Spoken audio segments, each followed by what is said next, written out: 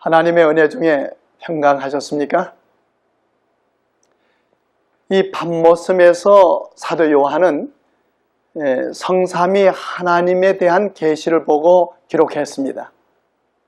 그는 기록하기를 이제도 계시고 전에도 계시고 장차 오실 이와 그 보좌 앞에 있는 7 영과 또 충성된 정의로 죽은 자들 가운데서 먼저 나시고 땅의 임금들의 머리가 되신 예수 그리스도에 대하여 언급했습니다.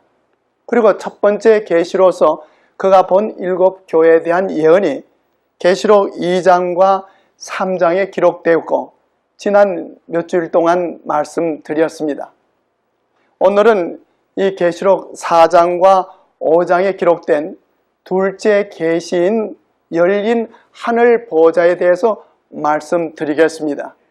계시록 3장까지는 계시록 전체의 서론에 불과한 것이지만 4장으로부터는 본론에 해당되는 것으로서 바로 이러한 계시가 오늘 우리에게 중요한 의미를 갖고 있는 것입니다. 요한은 계시록 4장 1절에 기록하기를 이일 후에 내가 보니 하늘에 열린 문이 있는데 내가 들은 바 처음에 내게 말하던 나팔 소리 같은 그 음성이 가로되 이리로 올라오라 이후에 마땅히 될 일을 내가 내게 보이라고 했습니다. 요한은 하늘로 들어가는 문이 아니라 열린 하늘 문을 통해 하나님의 보좌를 보게 됐습니다. 요한은 7 교회에 대한 이 첫 번째 계시는 땅에서 보았지만은 이 두 번째 계시에서는 하늘의 음성이 들리기를 이리 올라오라고 했고, 그리하여 요한은 하나님의 보좌 앞으로 올라가 볼 수 있는 특권을 가지게 됐습니다. 그리고 이후에 마땅히 될 일을 내가 보이리라고 하신 말씀대로 하나님의 백성이 당할 시련으로부터 최후 승리에 이르기까지 일어나게 될 사건들을 볼 수가 있었던 것입니다. 계시록 2장과 3장의 이 7 교회에 대한 계시는 형식상으로는 소아시아에 있었던 7 교회에 보내는 기별로 주어졌지만 이 기별은 사도시대로부터 말세교회에 이르기까지 각 시대를 통해 존재하게 되는 그리스도교회의 영적인 상태와 그 교회가 심판의 주님으로 재림하실 그리스도를 기다리면서 어떠한 상태로 존재하고 대처해야 하는지를 알려주는 기별인 것입니다. 그러나 이 4장으로부터의 계시는 실제적으로 미래에 일어날 사건들, 즉 예수 그리스도의 재림으로 말미암아 결정적으로 일어나게 될 사건들을 다루고 있는 것입니다. 첫째로 계시 중에 요한은 하늘에 열린 문이 있는 것을 보았습니다.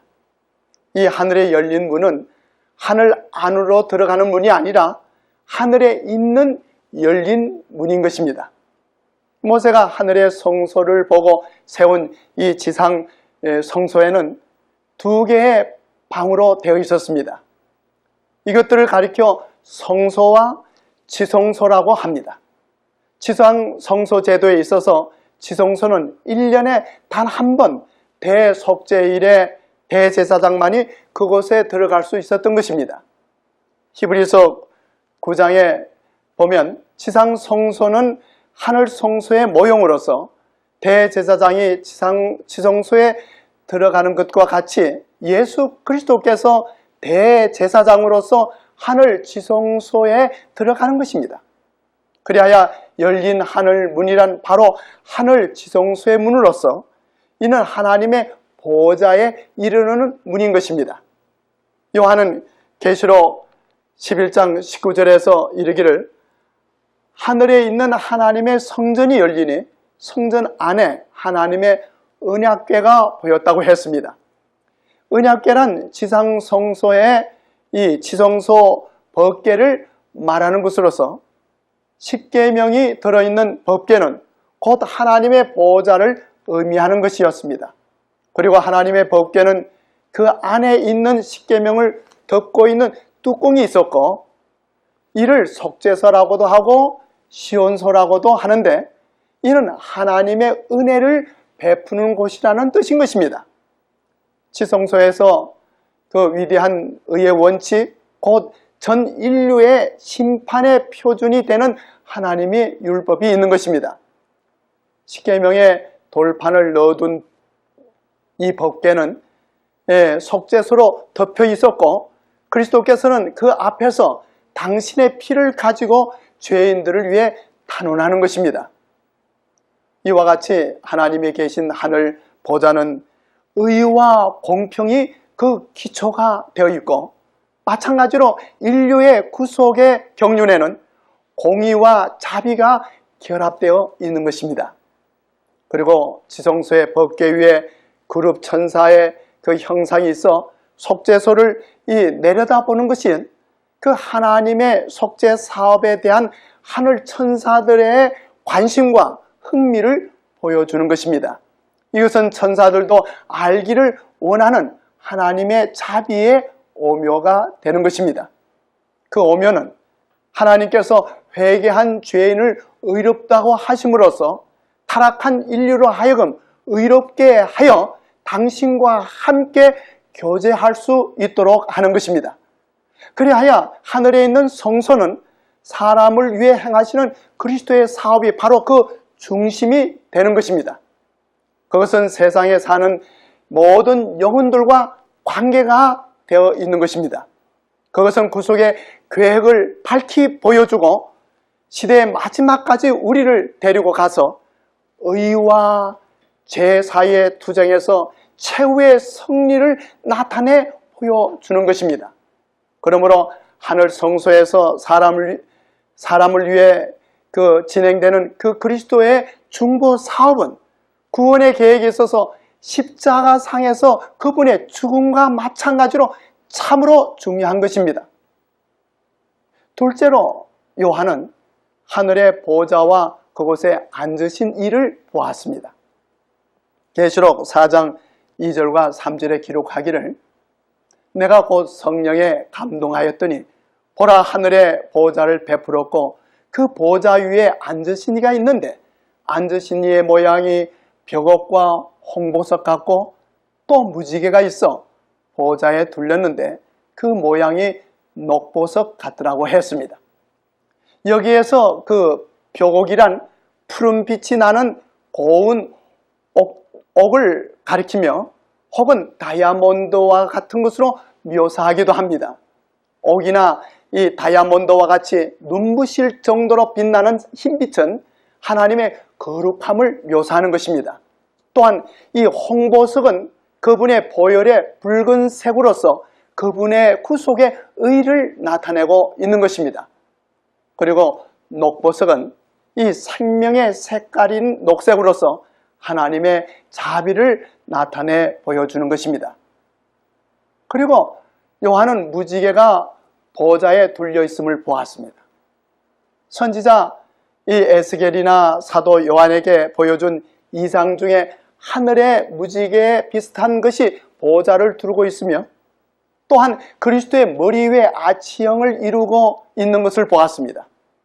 에스겔 선자는 에스겔 1장 28절에서 그 사면 광채의 모양은 비 오는 날 구름에 있는 무지개 같으니 이는 여호와의 영광의 형상의 모양이라고 했고, 계시 요한은 계시록 4장 2절과 3절에서 보라, 하늘에 보좌를 베풀었고 그 보좌 위에 앉으신 이가 있는데 또 무지개가 있어 보좌에 둘렸다고 했습니다. 무지개가 성경에 처음으로 나타나기는 이 노아 홍수 후의 일이었습니다.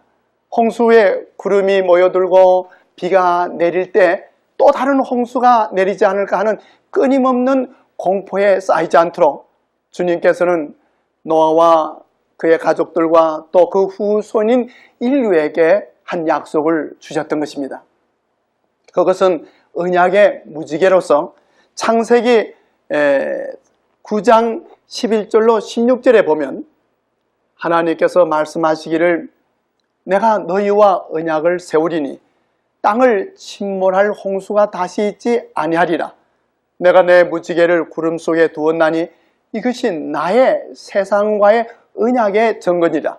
내가 구름으로 땅을 덮을 때 무지개가 구름 속에 나타나면 내가 보고 나 하나님과 모든 생물 사이에 된 영원한 언약을 기억하리라고 하셨습니다. 사람들과 맺으신 이 언약의 징표로서 아름다운 무지개를 구름 속에 두심으로 하나님께서는 인류에 대한 당신의 사랑과 동정과 긍휼을 나타내 보여주신 것입니다. 홍수 노아의 자손들이 하늘에 걸쳐있는 그 영광스러운 이 아치의 뜻이 무엇인지 물을 때 그들의 부모들이 홍수의 이야기를 되풀이하고 다시는 세상을 물러서 멸망시키지 않겠다는 보증으로 하나님께서 구름 속에 둥근 무지개를 두셨다는 것을 이야기해 주도록 하는 것이 하나님께서 목적하셨던 바였습니다.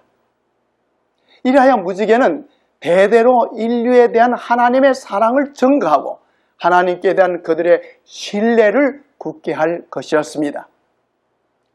셋째로 요한은 하늘 심판의 광경을 보았습니다.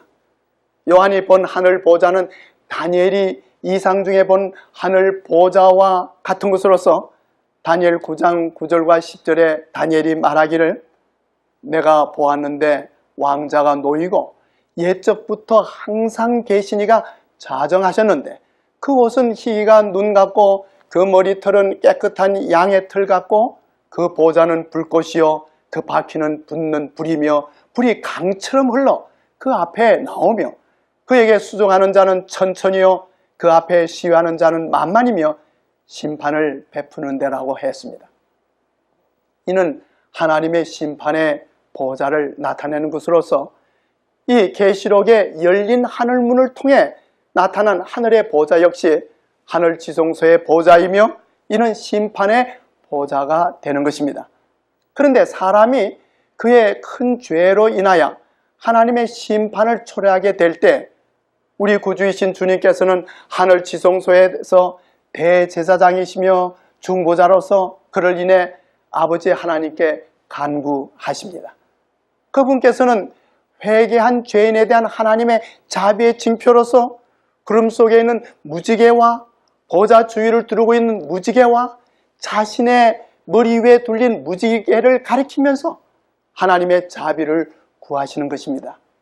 그런데 무지개가 비와 햇빛이 한데 어울려서 생겨나듯이 마찬가지로 무지개에 둘린 하늘 보좌는 하나님의 자비와 의가 만나는 곳으로서 시편 85편 10절의 말씀에 보면 긍휼과 진리가 같이 만나고 의와 화평이 서로 입맞추었다고 했습니다.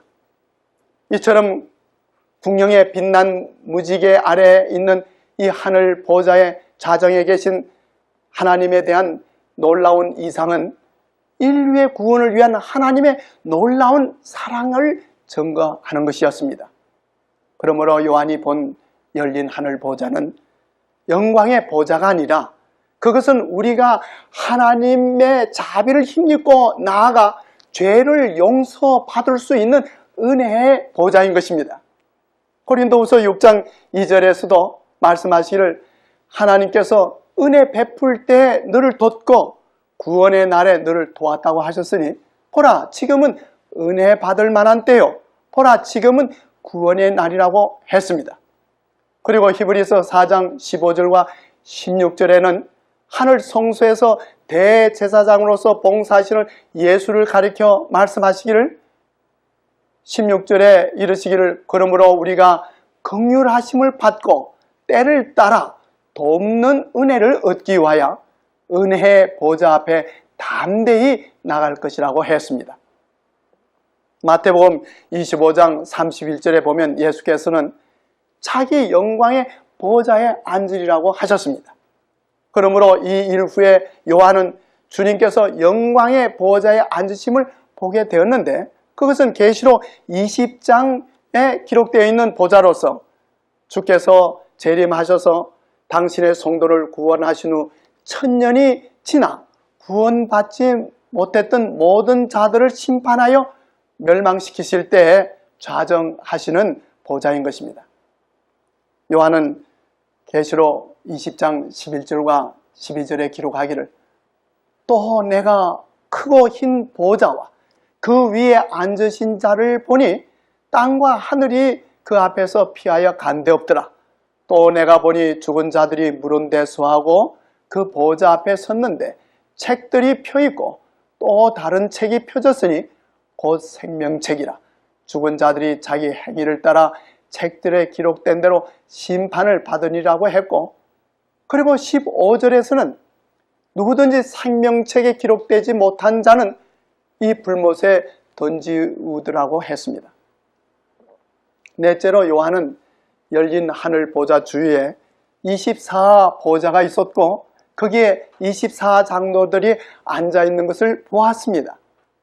계시록 4장 4절에 기록하기를 또 보좌에 둘려 24보좌들이 있고 그 보좌들 위에 24장로들이 흰옷을 입고 머리에 금면류관을 쓰고 앉았더라고 했습니다. 그러면 이 24보좌는 무엇이며 24장로는 누구인가 하는 것입니다. 계시록 5장 11절에서는 보좌와 생물들과 장로들을 둘러선 많은 천사라고 함으로써 여기에서 장로들과 천사들은 구분하였기 때문에 먼저 이해할 수 있는 것은 24장로는 하늘 천사가 아님을 알 수가 있습니다. 또한 성경에서 천사를 가리켜 장로라고 불린 일은 결코 없는 것입니다. 그리고 이 24장로들이 흰옷을 입고 머리에 금면류관을 썼다고 했습니다.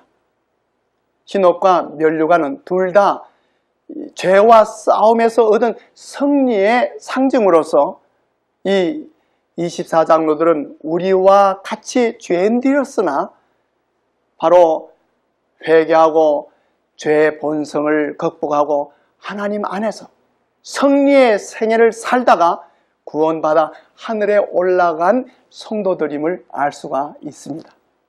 그러면 살아서 성천했던 에녹과 엘리야, 그리고 죽은 후에 부활하여 성천했던 모세 외에 또 다른 누구들이 있었는가 하는 것입니다. 마태복음 27장 52절과 53절에 보면 예수께서 부활하실 때 함께 부활한 성도들이 있었음을 알 수 있습니다. 기록되기를 무덤들이 열리며 자던 성도의 몸이 많이 일어나되 예수의 부활 후에 저희가 무덤에서 나와서 거룩한 성에 들어가 많은 사람에게 보이니라고 했습니다.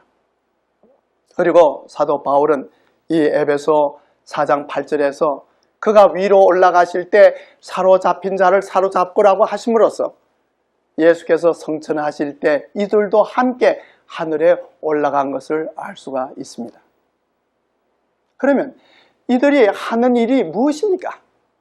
지상 성소 봉사에서 대제사장을 돕기 위해 제사장들이 24반열로 나누어 각각 정해진 반찬을 따라 섬긴 것과 같이 하늘 성소에서도 대제사장이신 예수 그리스도를 위해 이 24장로들이 있어서 찬송과 경배로 섬기고 있음을 알 수가 있습니다. 계시록 4장 10절과 11절에서 24장로들이 보좌에 앉으신 이 앞에 엎드려 세세토록 사시는 이에게 경배하고 자기의 면류관을 보좌 앞에 던지며 가로되 우리 주 하나님이여 영광과 존귀와 능력을 받으시는 것이 합당하오니 주께서 만물을 지으신 자라 만물이 주의 뜻대로 있었고 또 지으심을 받았나이다 라고 하는 것입니다. 그리고 계시록 5장 8절로 10절에 보면 이 24장로들이 어린 양 앞에 엎드려 각각 검은 거와 향이 가득한 금대접을 가졌고 또 이 금대접 안에 있는 이 향은 성도의 기도들이라 새 노래로 노래하여 가로되 일찍 죽임을 당하사 각 족속과 방언과 백성과 나라 가운데서 사람들을 피로 사서 하나님께 드리시고 저희로 우리 하나님 앞에서 나라와 제사장을 삼으셨으니 저희가 땅에서 왕노릇 하리로다라고 했습니다.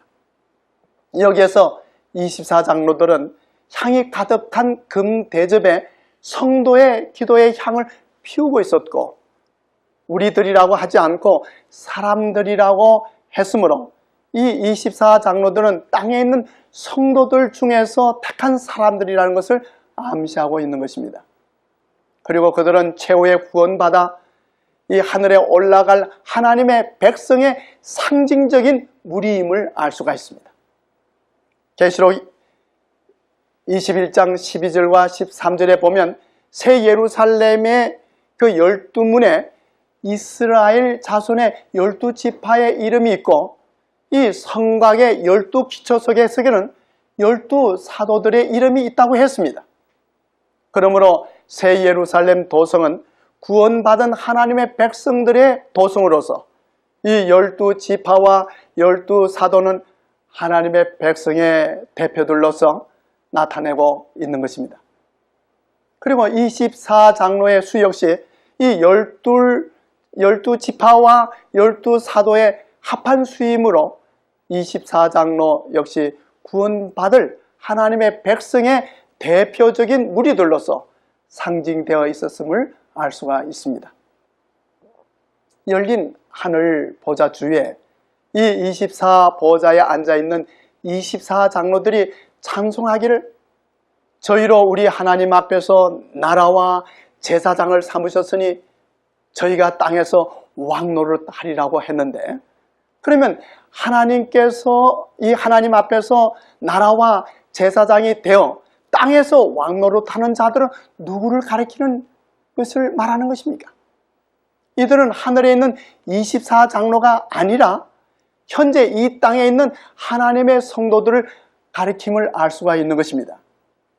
베드로전서 2장 9절에 오직 너희는 택하신 족속이요 왕같은 제사장들이요 거룩한 나라요 그의 소유된 백성이니 이는 너희를 어두운 데서 불러내어 그의 기이한 빛에 들어가게 하신 자의 아름다운 덕을 선전하게 하려 하심이라고 했습니다. 오늘날 이 땅에 있는 하나님의 참된 백성인 성도들은 이 땅의 백성들 가운데 택함을 받은 백성이요 왕같은 제사장들로서 이 땅의 백성들을 위해 이 구원의 사역을 위해 주님과 함께 동역해야 한다는 사실인 것입니다. 그리고 하나님의 백성으로서 저들의 언어와 생애와 품성 가운데 마땅히 하나님의 아름다운 덕성을 나타내어야 하는 것입니다. 이 땅에서 택하신 족속이요 왕같은 제사장으로서 주님과 함께 진실하게 살게 되면 오래지 아니하여 요한이 본 저 영광스러운 하늘 보좌에도 함께 앉게 될 것이라는 그 사실입니다. 오늘 우리가 이 땅에서 하나님의 뜻이 무엇인지를 분별해야 할 것입니다. 이 지성소 안에 있는 하나님의 거룩한 십계명의 의미가 무엇임을 알아야 할 것입니다. 그러므로 오늘 우리는 하나님의 뜻대로 하나님의 법을 따라서 이 땅에서 대제사장과 함께 이 땅에서 왕같은 제사장으로 주님을 위해 봉사하게 된다면 오래지 않아서 우리는 하늘 저 보좌에 가서 영광스러운 자리에 앉게 될 것입니다. 그리고 계시록 5장 13절에 찬송대로 보좌에 앉으신 이와 어린 양에게 찬송과 존귀와 영광과 능력을 세속토록 돌리게 될 것입니다. 이 영광스러운 성도의 무리 가운데 우리 모두 속하게 되기를 주님의 이름으로 간곡히 기도합니다.